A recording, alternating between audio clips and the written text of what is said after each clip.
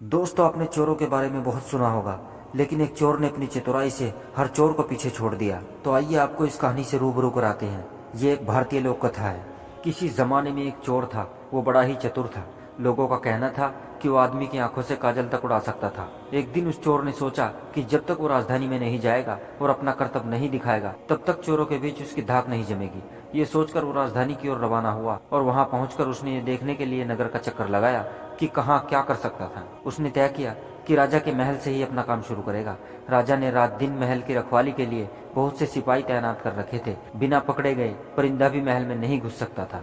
महल में एक बहुत बड़ी घड़ी लगी थी जो दिन रात का समय बताने के लिए घंटे बजाती रहती थी। चोर ने लोहे की कुछ कीलें इकट्ठा की और जब रात को घड़ी ने 12 बजाए तो घंटे की हर आवाज के साथ वो महल की दीवार में एक कील ठोकता गया। इस तरह बिना शोर किए उसने दीवार में 12 कीलें लगा दी। फिर उन्हें पकड़ पकड़ कर वो ऊपर चढ़ गया और महल में दाखिल हो गया। इसके बाद वो खजाने में गया और वहां से बहुत से हीरे चुरा लाया। अगले दिन जब चोरी का पता चला तो मंत्रियों ने राजा को इसकी खबर दी। राजा बड़ा हैरान और नाराज हुआ। उसने मंत्रियों को आज्ञा दी कि शहर की सड़कों पर गश्त करने के लिए सिपाहियों की संख्या दुगनी कर दी जाए और अगर रात के समय किसी को भी घूमते हुए पाया जाए तो उसे चोर समझकर गिरफ्तार कर लिया जाए। जिस समय दरबार में ऐलान हो रहा था, एक नागरिक के भेष में चोर मौजूद था। उसे सारी योजना की एक एक बात का पता चल गया। उसे फौरन ये भी मालूम हो गया कि कौन से 26 सिपाही शहर में गश्त के लिए चुने गए हैं। वो सफाई से घर गया और साधु का बाना धारण करके उन 26 सिपाहियों की बीवियों से जाकर मिला। उनमें से हर एक इस बात के लिए उत्सुक थी कि उसका पति ही चोर को पकड़े और राजा से इनाम ले। एक एक करके चोर उन सब के पास गया और उनके हाथ देकर बताया कि वो रात उसके लिए बड़ी शुभ है। उसके पति की पोशाक में चोर उसके घर आएगा, लेकिन देखो, चोर को अपने घर के अंदर मत आने देना, नहीं तो वो तुम्हें दबा लेगा। घर के सारे दरवाजे बंद कर लेना और भले ही वह पति की आवाज में बोलता सुनाई दे, उसके ऊपर जलता कोयला फेंकना। इसका नतीजा ये होगा कि चोर पकड़ में आ जाएगा। सारी स्त्रियां रात को चोर के आगमन के लिए तैयार हो गई। अपने पतियों को उन्होंने इसकी जानकारी नहीं दी। इस बीच पति अपने गश्त पर चले गए और सवेरे 4 बजे तक पहरा देते रहे। हालांकि अभी अंधेरा था, लेकिन उन्हें उस समय तक इधर उधर कोई भी दिखाई नहीं दिया। तो उन्होंने सोचा कि उस रात को चोर नहीं आएगा। ये सोचकर उन्होंने अपने घर चले जाने का फैसला किया। जो ही वे घर पहुंचे, स्त्रियों को संदेह हुआ और उन्होंने चोर की बताई कार्रवाई शुरू कर दी। फल वो हुआ कि सिपाही जल गए और बड़ी मुश्किल से अपनी स्त्रियों को विश्वास दिला पाए कि वे ही उनके असली पति हैं और उनके लिए दरवाजा खोला जाए। सारे पतियों के जल जाने के कारण उन्हें अस्पताल ले जाया गया। दूसरे दिन राजा दरबार में आया तो उसे सारा हाल सुनाया गया। सुनकर राजा बहुत चिंतित हुआ और उसने कोतवाल को आदेश दिया कि वो स्वयं जाकर चोर को पकड़े। उस रात कोतवाल ने तैयार होकर शहर का पहरा देना शुरू कर दिया। जब वो एक गली में जा रहा था, चोर ने उसे देखकर कहा, मैं चोर हूँ। कोतवाल समझा कि कोई मजाक कर रहा है। उसने कहा, मजाक छोड़ो और अगर तुम चोर हो तो मेरे साथ आओ, मैं तुम्हें काठ में डाल दूंगा। चोर बोला, ठीक है, इससे मेरा क्या बिगड़ेगा। और वो कोतवाल के साथ काठ डालने की जगह पर पहुंचा। वहां जाकर चोर ने कहा, कोतवाल साहब, इस काठ को आप इस्तेमाल कैसे किया करते हैं?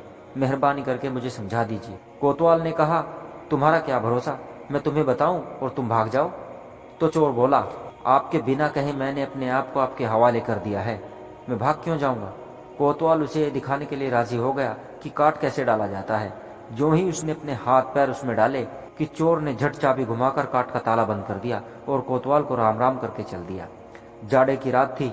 दिन निकलते निकलते कोतवाल मारे सर्दी के अधमरा हो गया। सवेरे जब सिपाही बाहर आने लगे तो उन्होंने देखा कि कोतवाल काठ में फंसे पड़े हैं। उन्होंने उनको उसमें से निकाला और अस्पताल ले गए। अगले दिन जब दरबार लगा तो राजा को रात का सारा किस्सा सुनाया गया। राजा इतना हैरान हुआ कि उसने उस रात चोर की निगरानी स्वयं करने का निश्चय किया। चोर उस समय दरबार में मौजूद था और सारी बातों को सुन रहा था। रात होने पर उसने साधु का भेष बनाया और नगर के सिरे पर एक पेड़ के नीचे धूनी जलाकर बैठ गया। राजा ने गश्त शुरू कर दी और 2 बार साधु के सामने से गुजरा। तीसरी बार जब वो उधर आया तो उसने साधु से पूछा कि क्या इधर से किसी अजनबी आदमी को आते जाते देखा है? साधु ने जवाब दिया कि वो अपने ध्यान में लगा था, अगर उसके पास से कोई निकला भी होगा तो उसे पता नहीं। यदि आप चाहें तो मेरे पास बैठ जाइए और देखते रहिए कि कोई आता जाता है या नहीं। ये सुनकर राजा के दिमाग में एक बात आई और उसने फौरन तय किया कि साधु उसकी पोशाक पहनकर शहर का चक्कर लगाए और वो साधु के कपड़े पहनकर वहां चोर की तलाश में बैठे। आपस में काफी बहस मुबाहिसे और 2-3 बार इनकार करने के बाद आखिर चोर राजा की बात मानने को राजी हो गया और उन्होंने आपस में कपड़े बदल लिए। चोर तत्काल राजा के घोड़े पर सवार होकर महल में पहुंचा और राजा के सोने के कमरे में जाकर आराम से सो गया। बेचारा राजा साधु बना चोर को पकड़ने के लिए इंतजार करता रहा। सवेरे के कोई 4 बजने आए। राजा ने देखा कि न तो साधु लौटा और कोई आदमी या चोर उस रास्ते से गुजरा, तो उसने महल में लौट जाने का निश्चय किया। लेकिन जब वो महल के फाटक पर पहुंचा तो संतरियों ने सोचा, राजा तो पहले ही आ चुका है, हो न हो ये चोर है जो राजा बनकर महल में घुसना चाहता है। उन्होंने राजा को पकड़ लिया और काल कोठरी में डाल दिया। राजा ने शोर मचाया पर किसी ने भी उसकी एक न सुनी। दिन का उजाला होने पर काल कोठरी का पहरा देने वाले संतरी ने राजा का चेहरा पहचान लिया और मारे डर के थर थर कांपने लगा। वो राजा के पैरों पर गिर पड़ा। राजा ने सारे सिपाहियों को बुलाया और महल में गया। उधर चोर जो रात भर राजा के रूप में महल में सोया था, सूरज की पहली किरण फूटते ही राजा की पोशाक में और उसी के घोड़े पर रफूचक्कर हो गया। अगले दिन जब राजा अपने दरबार में पहुंचा तो बहुत ही हताश था। उसने ऐलान किया कि अगर चोर उसके सामने उपस्थित हो जाएगा तो उसे माफ कर दिया जाएगा और उसके खिलाफ कोई कार्रवाई नहीं की जाएगी, बल्कि उसकी चतुराई के लिए उसे इनाम भी मिलेगा। चोर वहां मौजूद था, फौरन राजा के सामने आ गया और चोर बोला, महाराज मैं ही वो अपराधी हूँ। इसके सबूत में उसने राजा के महल में जो कुछ चुराया था वो सब सामने रख दिया, साथ ही राजा की पोशाक और उसका घोड़ा भी। राजा ने उसे गांव इनाम में दिए और वादा कराया कि वो आगे चोरी करना छोड़ देगा। इसके बाद से चोर खूब आनंद से रहने लगा। दोस्तों, वीडियो अगर अच्छी लगे तो लाइक और शेयर कीजिएगा, और अगर आपने अभी तक मेरे चैनल को सब्सक्राइब नहीं किया है तो सब्सक्राइब जरूर कर लीजिएगा। शुक्रिया।